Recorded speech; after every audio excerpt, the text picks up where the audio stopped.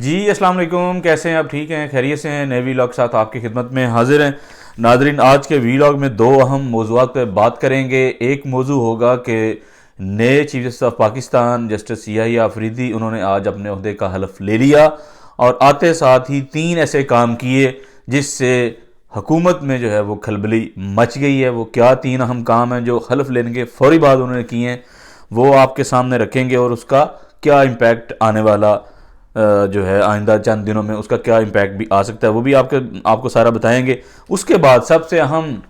इस आज के वीलॉग में बात करेंगे कि क्या इमरान खान साहब को कोई डील ऑफ़र की गई है और उस पे खान साहब का क्या मौक़िफ़ है।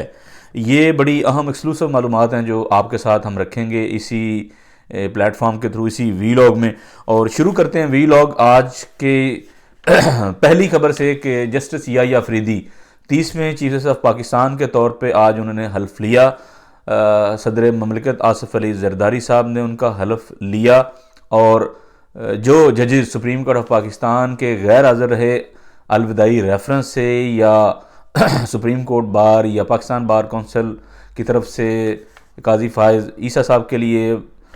जो डिनर का अहतमाम किया था उससे भी गायब रहे, तो वो तमाम जजेस आज सुप्रीम कोर्ट ऑफ पाकिस्तान के आज इस हलफ की तकरीब में मौजूद थे वान सदर में। इसके अलावा जो सूबाई वज़राए आला हैं वो भी वहाँ पे मौजूद थे और बाकी दीगर सीनियर हुकाम, आर्मी चीफ ने भी ओथ टेकिंग सेरेमनी को अटेंड किया। तो जस्टिस मंसूर अली शाह, आपको पता है, सीनियर तरीन जज हैं सुप्रीम कोर्ट में और वो इस वक्त उम्रा की अदायगी के लिए सऊदी अरब में मौजूद हैं। वो ज़ाहिर है इस इजलास में शरीक नहीं हो सके, लेकिन सबसे बड़ी बात जो वो ये है कि आज हफ्ते के रोज़ हलफ लेने के बाद जब वो सीधा सुप्रीम कोर्ट ऑफ पाकिस्तान गए, अपने चैम्बर गए जैसे याहिया अफरीदी, तो तीन बड़े काम उन्होंने कर दिए आते साथ ही हलफ लेने के बाद, जिससे यकीनी तौर पे परेशानी बड़ी होगी हुकूमत की और हुकूमत के जो सपोर्टर हैं उनकी भी, कि ये क्या होने जा रहा है। क्या हम तीन काम किए हैं। नंबर 1, जस्टिस याहिया अफरीदी साहब ने जो जजेस कमेटी थी पुरानी वाली उसको बहाल कर दिया, जिसमें चीफ जस्टिस, सीनियर तरीन जज और फिर उससे सीनियर तरीन जज, यानी जो पहले तीन के इंक्लूडिंग चीफ जस्टिस सीनियर तरीन जज हैं सुप्रीम कोर्ट के, वो उस कमेटी में दोबारा जो नई कमेटी की कंपोजिशन हुई उसमें आ गए हैं। उसमें चीफ जस्टिस याहिया अफरीदी खुद होंगे, चीफ जस्टिस उनके बाद सीनियर तरीन जज जस्टिस मंसूर अली शाह और फिर जस्टिस मुनीब अख्तर, वो भी इस कमेटी में शामिल हुए हैं। और जो पहली कमेटी अभी ऑर्डिनेंस के बाद बनी थी जिसमें जस्टिस जो थे चीफ जस्टिस काजी फायज़ ईसा, उन्होंने अमीनुद्दीन ख़ान को शामिल किया था जस्टिस मुनीब की जगह पे। तो अमीनुद्दीन ख़ान साहब की छुट्टी आके की है चीफ जस्टिस याहिया अफरीदी ने और मुनीब अख्तर साहब को दोबारा कमेटी में ले आए हैं वो। और ये बहुत बड़ा मुतालबा भी था जस्टिस मंसूर अली शाह साहब का भी कि उनको इस कमेटी में शामिल करने की जो वजूहात काजी साहब ने लिखी वो गैर मुनासिब थी, उनकी कोई तुक नहीं थी, कोई लॉजिक नहीं थी, और फिर ये सदारती ऑर्डिनेंस के जरिए किया गया। दूसरा मुतालबा भी मंसूर अली शाह साहब का यही था कि इस सदारती ऑर्डिनेंस के आने के बाद हमें फुल कोर्ट बिठानी चाहिए और वो तय करे इस सदारती ऑर्डिनेंस की जो लीगल इसकी हैसियत है। तो अब देखना होगा कि साथ में दूसरा ही काम जो चीफ जस्टिस ने किया है आते साथ ही, वो फुल कोर्ट मीटिंग उन्होंने बुला ली है मंडे के लिए। ये इतलात आ रही हैं, ये रिपोर्ट हो रहा है कि मंडे के लिए 28 अक्टूबर को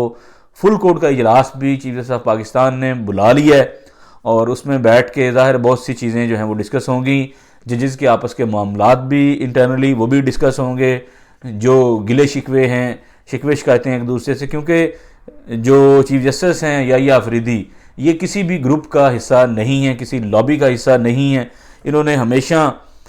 दरमियानी रास्ता जो है वो चुना है और सबके साथ ही मेलजोल है इनका,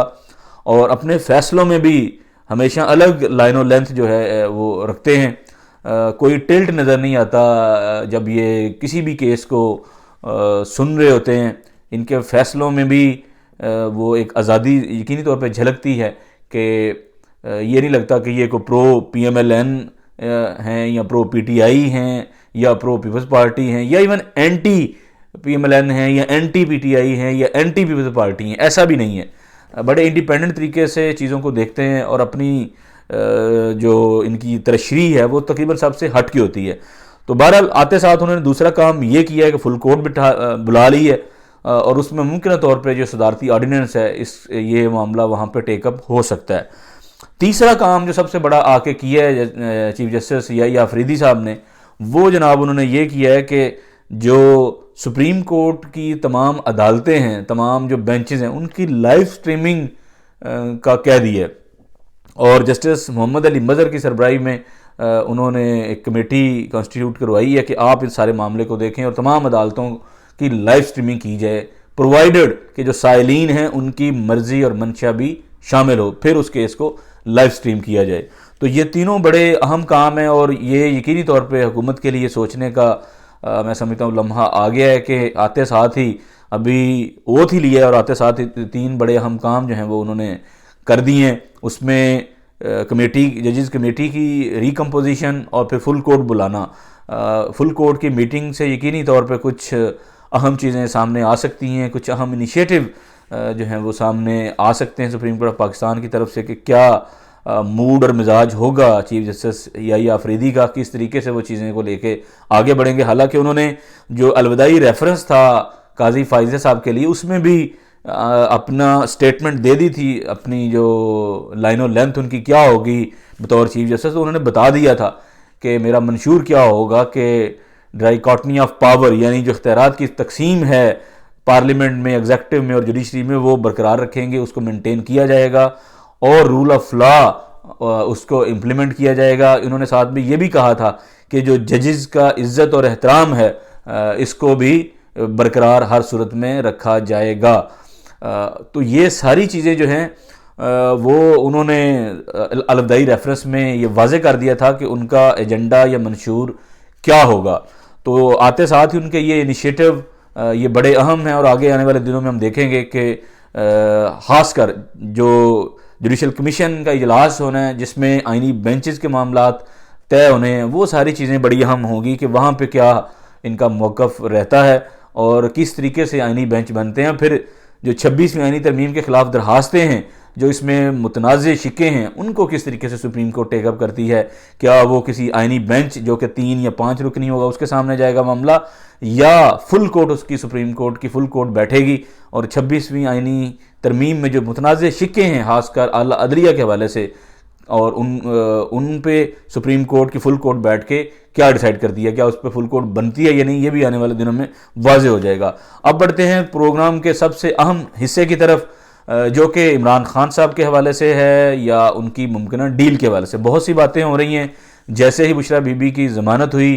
वो अडयाला जेल से बाहर आई 8-9 महीने की जेल काट के, और उसके बाद खान साहब की बहनों की ज़मानत हुई जो कि तकरीबन वो भी को 2 हफ्ते के करीब जेलों में रह के रिहा हुई।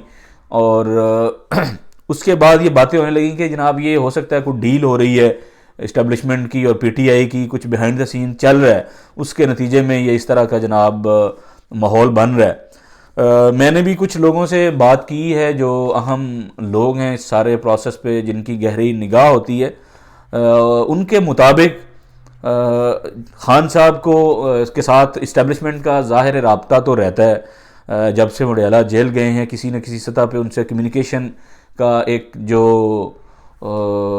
एक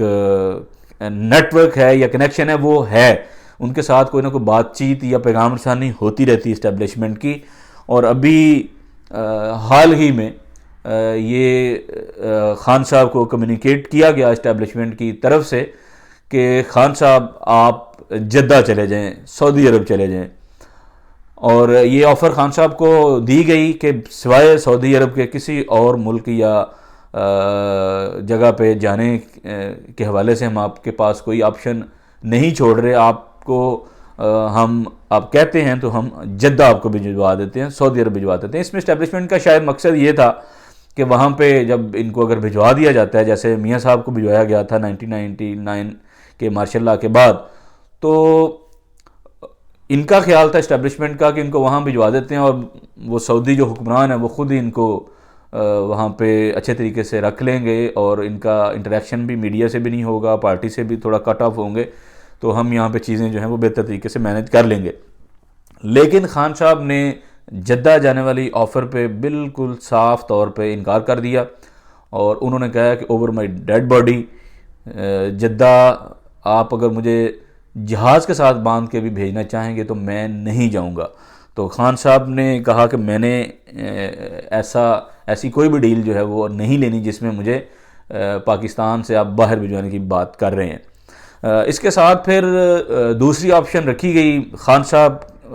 की तरफ कि आप फिर ज़मान पाक मुंतकिल हो जाएं या आप बनी गाला चले जाएं। ये आपको पता है इससे पहले भी ये बातें होती रही हैं बनी गाला के वाले से कि वहाँ पे सफाई सुथराई का निज़ाम शुरू हो गया, वहाँ पे कोई एक्टिविटी शुरू हो गई है, शायद खान साहब को वहाँ मूव करने जा रहे हैं। तो ज़राए के मुताबिक खान साहब को ये दूसरी ऑप्शन भी दी गई कि आप ज़मान पाक या बनी गाला चले जाएँ, वहाँ पर उसको सब जेल डिक्लेयर कर देंगे, आप अपना जो बाकी मानदा टाइम है वहाँ पे गुजारें जब तक ज़ाहिर है आपके केसेस जो हैं वो डिसाइड होते हैं। तो खान साहब और इस्टेब्लिशमेंट की ये कम्युनिकेशन जो है ये अभी कंप्लीट नहीं हुई, इस पे गुफ्तगू शनीद अभी जारी है। लेकिन उसमें जो